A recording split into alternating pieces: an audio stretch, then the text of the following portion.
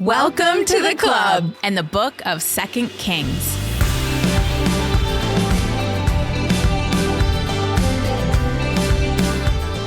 In chapters 13 and 14, Jehoahaz was crowned king of Israel. He did evil and followed the ways of that first king of northern Israel, Jeroboam, which usually meant golden calves worship and more.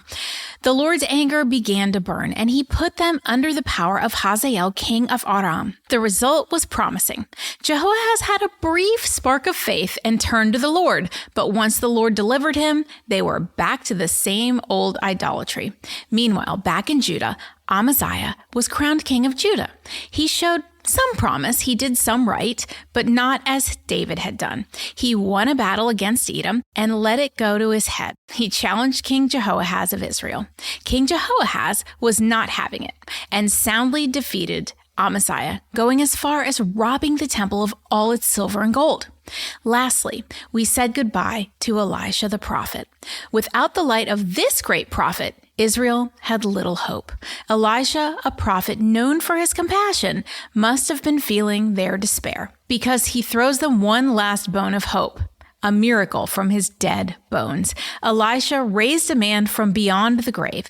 It is as if he was saying to Israel, remember my miracles, there is hope. I am here in the presence of God, and you can be too. Okay, get comfy because this episode covers a lot, and the Bible bender for me came at the end. First, we are heading south to Judah for a quick king change. Before we do, I want to make a distinction between the good kings and lukewarm kings of Judah. There are only 4 kings that did right in the eyes of the Lord as David did. They are Asa, Jehoshaphat, Hezekiah, and Josiah. We've read about the first 2, Asa and Jehoshaphat, already. There are 4 other kings that did right, but not as David had done. They are Joash, Amaziah, Azariah, and Jotham. These 4 lukewarm kings are all in a row, father, son, father, son. We have read about the first 2. They did some good, except they did not remove the high places. This means they allowed people to sacrifice and worship in places other than the temple. These places were not overseen by the temple priests and often incorporated pagan rituals into their worship. All right, scene 1. Azariah, also sometimes known as Uzziah, is crowned king of Judah. Chapter 15. In the 27th year of Jeroboam, king of Israel, Azariah, son of Amaziah, king of Judah, began to reign. He was 16 years old when he became king, and he reigned in Jerusalem 52 years. His mother's name was Jecholiah. She was from Jerusalem. He did what was right in the eyes of the Lord, just as his father Amaziah had done. The high places, however, were not removed. The people continued to offer sacrifices and burn incense there. The Lord afflicted the king with leprosy until the day he died, and he lived in a separate house. Jotham, the king's son, had charge of the palace and governed the people of the land. As for the other events of Azariah's reign and all he did, are they not written in the book of the annals of the kings of Judah? Azariah rested with his ancestors and was buried near them in the city of David, and Jotham his son succeeded him as king. So Azariah is the 3rd lukewarm king. He did not remove the high places, and he kept the door open for idolatry, breaking God's commands. Now, back to Israel. Ping pong, here we go. Where evil is escalating with 2 assassinations, a mass murder, and growing oppression. Scene 2. Zechariah is crowned king of Israel. Verse 8. In the 38th year of Azariah, king of Judah, Zechariah, son of Jeroboam, became king of Israel in Samaria, and he reigned 6 months. He did evil in the eyes of the Lord, as his predecessors had done. He did not turn away from the sins of Jeroboam, son of Nebat, which he had caused Israel to commit. Shallum, son of Jabesh, conspired against Zechariah.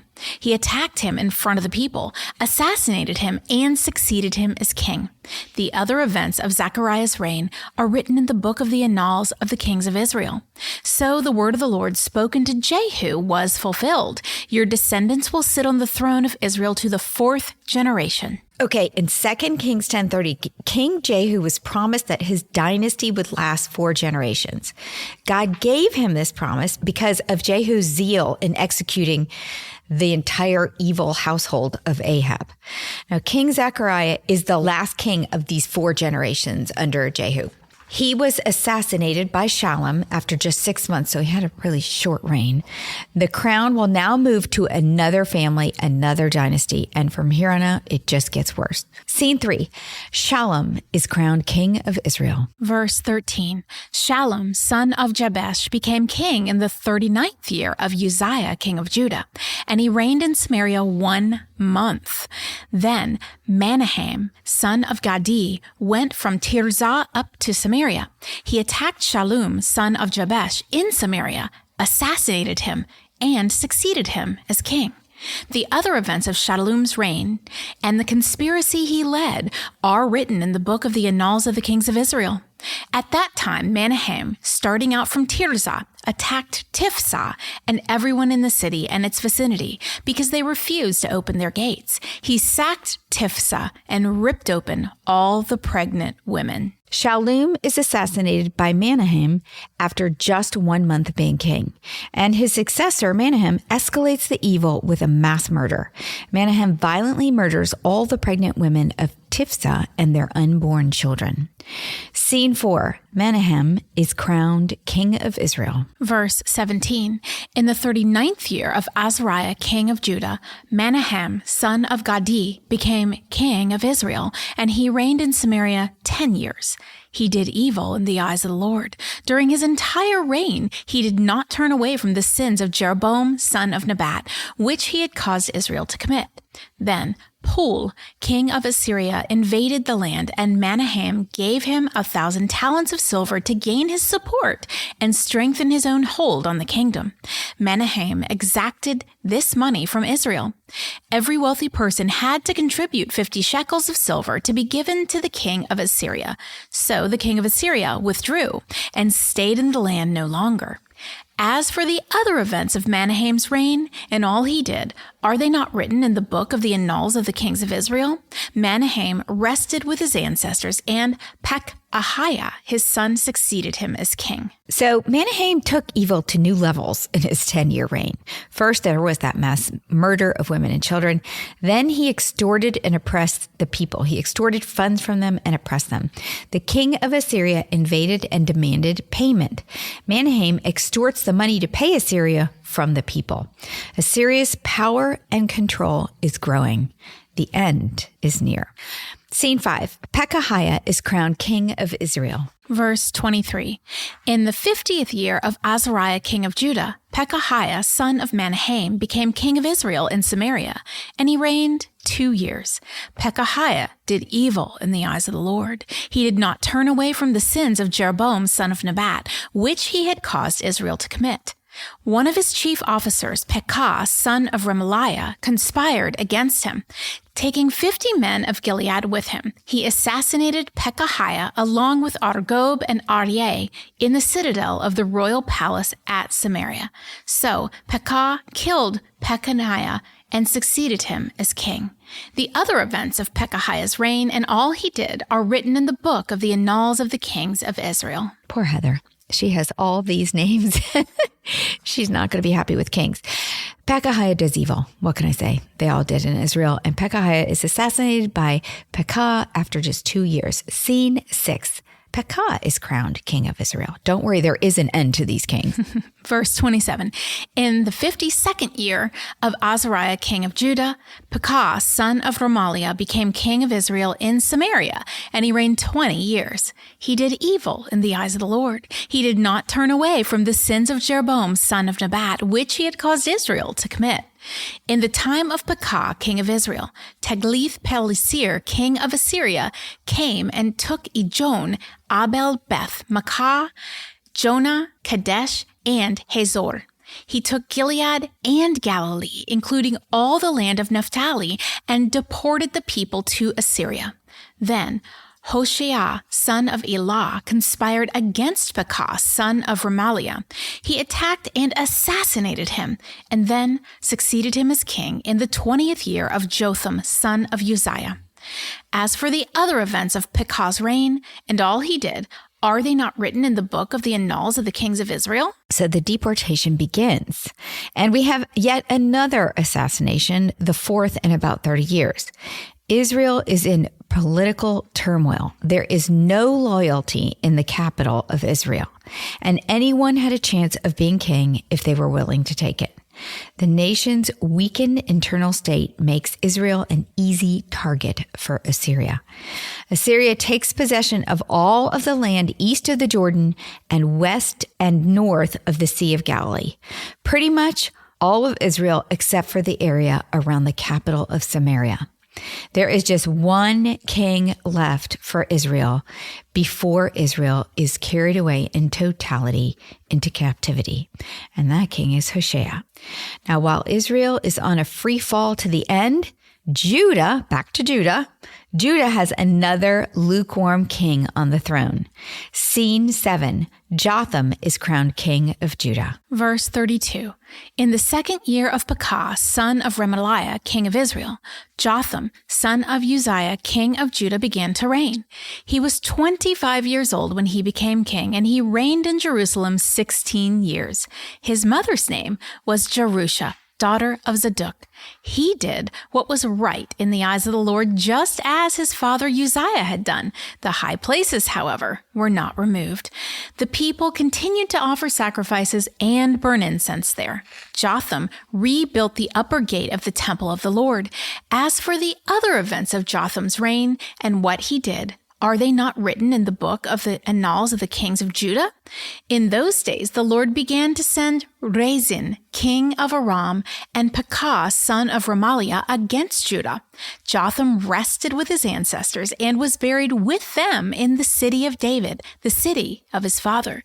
And Ahaz, his son, succeeded him as king. So the Lord's beginning to send some oppression to Judah because of their sin.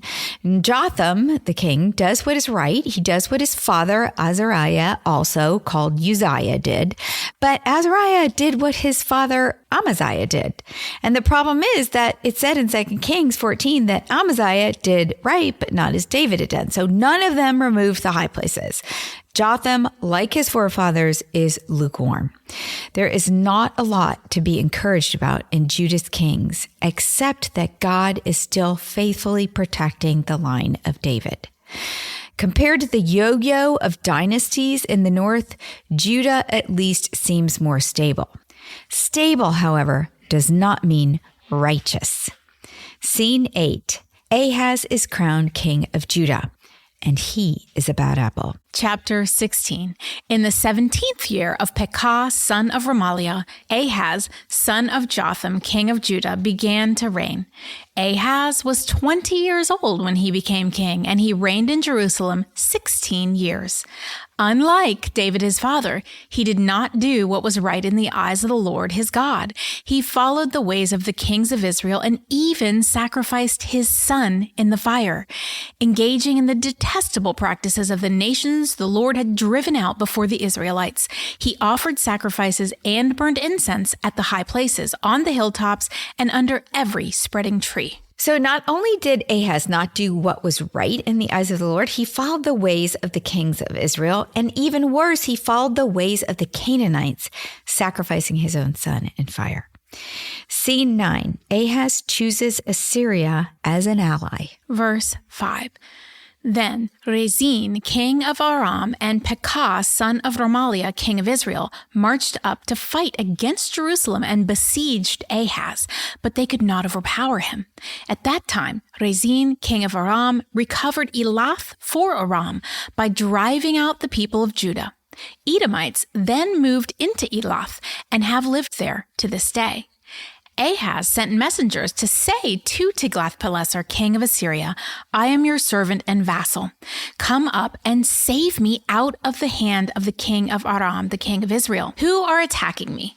And Ahaz took the silver and gold found in the temple of the Lord and in the treasuries of the royal palace and sent it as a gift to the king of Assyria. The king of Assyria complied by attacking Damascus and capturing it. He deported its inhabitants to Kir and put Rezin to death. So the king of Aram and the king of Israel form an alliance against Ahaz, the king of Judah. Ahaz thinks he has no other options because he doesn't consider calling on God other than to dial up Israel's enemy, the king of Assyria. King Ahaz of Judah offers to be the king of Assyria's vassal. Now, another word for vassal, a lot of other versions of the Bible interpret this as son. He offers up to be his son if the king of Assyria will save him. Well, he'd already sacrificed his own son, so he needed another son. Yes. What was he thinking? I don't know. He is the son of David, the king of Judah, a child of God. God could have saved him. He turns to this foreign king of Assyria for help. And once again, the temple is stripped to pay off a foreign king. But it gets worse. Verse 10, Then King Ahaz went to Damascus to meet Tiglath-Pileser, king of Assyria. He saw an altar in Damascus and sent to Uriah the priest a sketch of the altar with detailed plans for its construction. So Uriah the priest built an altar in accordance with all the plans that King Ahaz had sent from Damascus and finished it before King Ahaz returned. When the king came back from Damascus and saw the altar, he approached it and presented offerings on it. He offered up his burnt offering and grain offering, poured out his drink offering, and splashed the blood of his fellowship offerings against the altar. As for the bronze altar that stood before the Lord, he brought it from the front of the temple, from between the new altar and the temple of the Lord, and put it on the north side of the new altar. King Ahaz then gave orders to Uriah the priest, on the large new altar, offer the morning burnt offering and the evening grain offering, the king's burnt offering and his grain offering, and the burnt offering of all the people of the land, and their grain offering and their drink offering. Splash against this altar the blood of all the burnt offerings and sacrifices, but I will use the bronze altar for seeking guidance. And Uriah the priest did just as King Ahaz had ordered. King Ahaz cut off the side panels and removed the basins from the movable stands. He removed the sea from the bronze bowls that supported it and set it on a stone base. He took away the Sabbath canopy that had been built at the temple and removed the royal entryway outside the temple of the Lord in deference to the king of Assyria. As for the other events of the reign of Ahaz and what he did, are they not written in the book of the annals of the kings of Judah? Ahaz rested with his ancestors and was buried with them in the city of David, and Hezekiah his son succeeded him as king. Ahaz visits the king of Assyria because he has this new alliance with him and becomes enamored of their altar. So he decides to do an extensive renovation of the temple and the altars within. First of all, Ahaz has allowed other nations to influence his faith, but we already know he's evil. It said that. Why is this so much worse? Well, if you were with us when Moses was given the instructions for the tabernacle and when Solomon was given the instructions for the temple, and you understood, if you've been with us for a long time, that the presence of God resided here, you would understand that what Ahaz is doing is he's defying the instructions of God. He's tearing apart the whole center of their religion. Never before had a king of Judah been so bold as to think he could redesign and reorganize not just the temple, but you got all the detail of the worship. Like, he's not supposed to be doing anything the priests are. The fact that Uriah the priest goes along with it, we're not even going to get into him because I don't know anything more about it other than what's written here. But Uriah's crazy. He's doing what he said. So Judah's falling apart. Things are going terribly wrong. Yeah. They're tearing apart what their nation is built on, God. The temple was sacred. It was the place of God's presence. And he is tearing it apart because Ahaz believes that he has a better plan than all that was written through Moses and Solomon and everybody else. It's just crazy. Fortunately for Judah, there is a good king coming in our next episode because we are tired of these bad kings. But for Israel, this is the end. Scene 10, Hoshea, the last king of Israel. Chapter 17. In the 12th year of Ahaz, king of Judah, Hoshea, son of Elah, became king of Israel in Samaria, and he reigned 9 years. He did evil in the eyes of the Lord, but not like the kings of Israel who preceded him. Shalmaneser, king of Assyria, came up to attack Hoshea, who had been Shalmaneser's vassal and had paid him tribute. But the king of Assyria discovered that Hoshea was a traitor, for he had sent envoys to So, king of Egypt, and he no longer paid tribute to the king of Assyria, as he had done year by year. Therefore, Shalmaneser seized him and put him in prison. The king of Assyria invaded the entire land, marched against Syria, and laid siege to it for 3 years. In the 9th year of Hoshea, the king of Assyria captured Samaria and deported the Israelites to Assyria. He settled them in Halah, in Gozan, on the Habor River, and in the towns of the Medes. Hoshea reigns 9 years doing evil, but not like the other kings. This likely means he didn't promote Baal worship as the other kings had, but he wasn't good, and it didn't matter anyway because Israel was just too far gone. So far gone that Hoshea ironically reached out to the king of Egypt, the king of the very nation that God had rescued Israel from hundreds of years before. And now he's going back to him like he's going to help him or do any good. Scene 11, Israel's sin leads to exile from the promised land. Verse 7. All this took place because the Israelites had sinned against the Lord their God, who had brought them up out of Egypt from under the power of Pharaoh, king of Egypt. They worshipped other gods and followed the practices of the nations the Lord had driven out before them, as well as the practices that the kings of Israel had introduced. The Israelites secretly did things against the Lord their God that were not right. From watchtower to fortified city, they built themselves high places in all their towns. They set up sacred stones and Asherah poles on every high hill and under every spreading tree. At every high place, they burned incense, as the nations whom the Lord had driven out before them had done. They did wicked things that aroused the Lord's anger. They worshipped idols, though the Lord had said, "You shall not do this." The Lord warned Israel and Judah through all his prophets and seers, "Turn from your evil ways. Observe my commands and decrees in accordance with the entire law that I commanded your ancestors to obey, and that I delivered to you through my servants, the prophets." But they would not listen and were stiff-necked as their ancestors, who did not trust in the Lord their God. They rejected his decrees and the covenant he had made with their ancestors and the statutes he had warned them to keep. They followed worthless idols and themselves became worthless. They imitated the nations around them, although the Lord had ordered them, "Do not do as they do." They forsook all the commands of the Lord their God and made for themselves 2 idols cast in the shape of calves and an Asherah pole. They bowed down to all the starry hosts and they worshipped Baal. They sacrificed their sons and daughters in the fire. They practiced divination and sought omens and sold themselves to do evil in the eyes of the Lord, arousing his anger. So the Lord was very angry with Israel and removed them from his presence. Only the tribe of Judah was left, and even Judah did not keep the commands of the Lord their God. They followed the practices Israel had introduced. Therefore, the Lord rejected all the people of Israel. He afflicted them and gave them into the hands of plunderers until he thrust them from his presence. When he tore Israel away from the house of David, they made Jeroboam, son of Nebat, their king. Jeroboam enticed Israel away from them, following the Lord, and caused them to commit a great sin.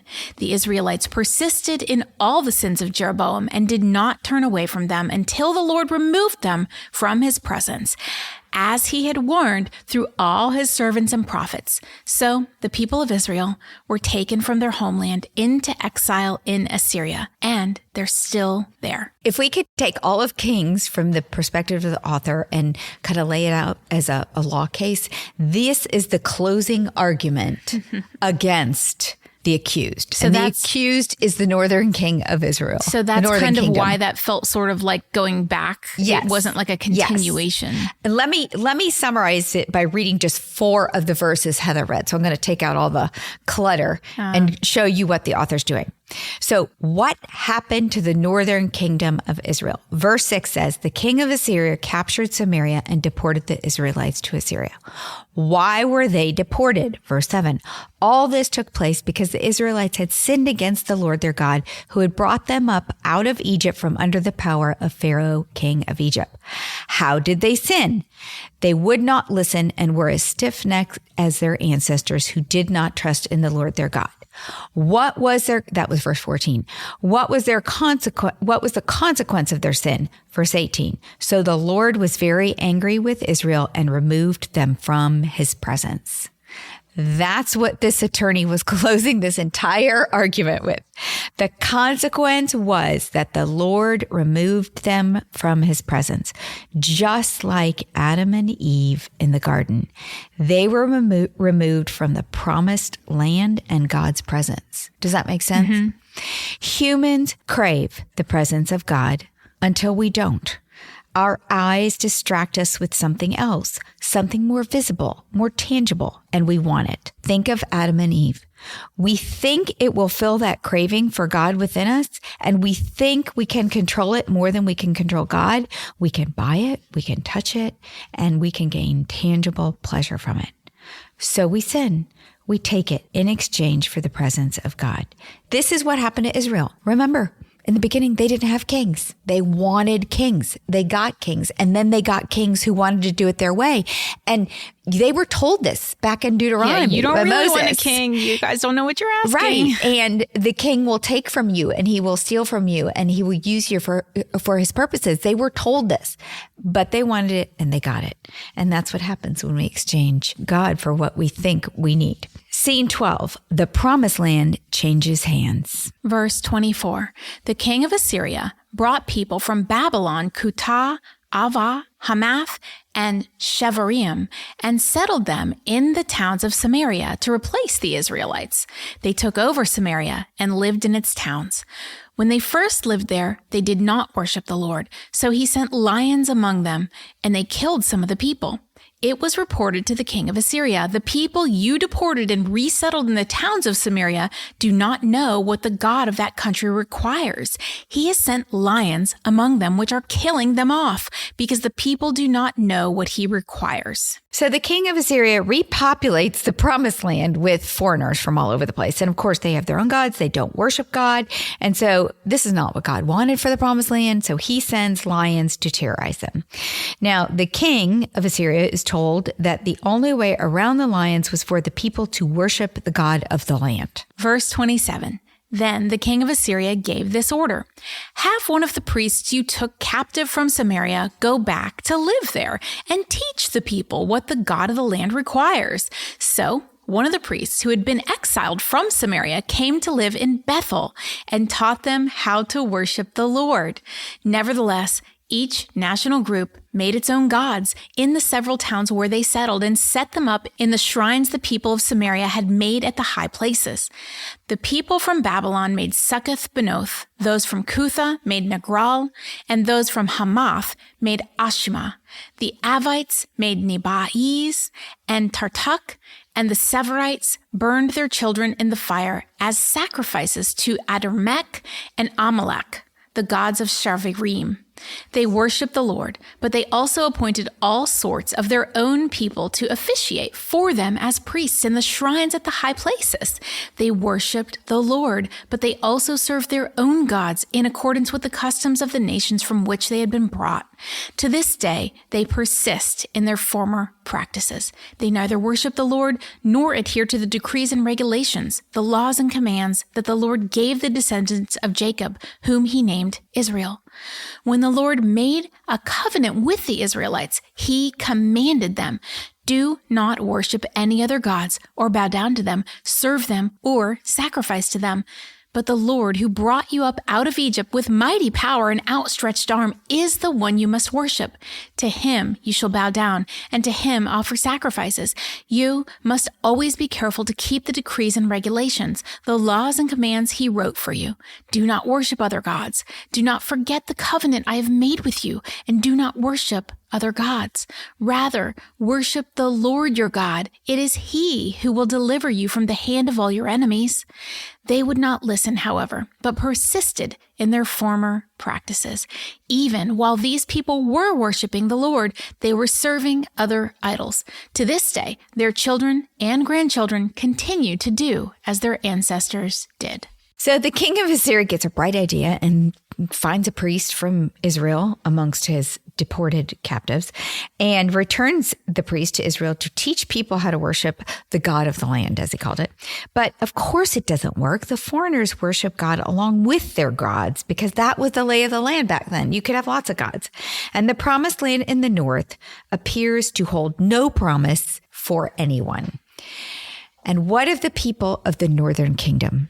Well, the deportation of the northern kingdom in 722 BC by Assyria was devastating. The 10 tribes were deported, never recovered, and ceased to exist. Many were killed in the invasion. The others were scattered across the Assyrian Empire, forever displaced. Families were permanently separated, forced to intermarry and assimilate in their new culture. For a nation whose allotment of land was so closely tied to their tribe and family, this loss of the promise of God to live in the land had to be heartbreaking. 10 of the tribes from sons of Jacob, the tribes of Reuben, Simeon, Zebulun, Issachar, Dan, Naphtali, Gad, Asher, Ephraim, and Manasseh, were lost forever. I don't think I ever really grasped that before. All 10 never return, not under Zerubbabel or Ezra or Nehemiah. How sad for Jacob, Leah, Rachel, Bilhah, and Zilpah, their parents. Jeremiah prophesied about this deportation. Jeremiah 31, verse 15.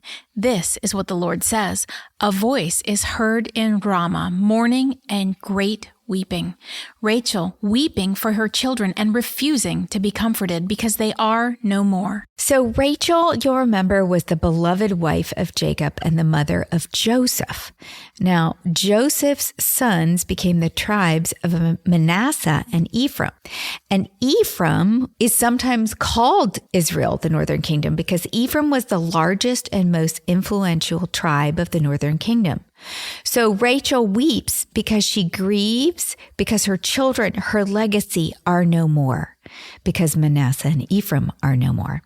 Now, this same prophecy, Jeremiah 31:15, will later be applied in Matthew 2 to the slaughter of the little boys by Herod in Bethlehem. Why this time? Well, Rachel's only other child than Joseph was Benjamin, and the tribe of Benjamin was absorbed into the tribe of Judah in the southern kingdom. Therefore, the prophecy also applies to Herod's slaughter. Rachel was weeping in this case over these children too, the children from the tribe of Benjamin. And we discussed in our last episode how Elisha saved a life from beyond the grave. In this episode, Rachel is portrayed as a mother grieving her children's death beyond the grave. Life and death. Is it as important to us as it is to God and the prophets? Do we live like we are dying, as the song goes, with intention? Or do we need to make adjustments like the northern kingdom of Israel and the southern kingdom of Judah before it's too late?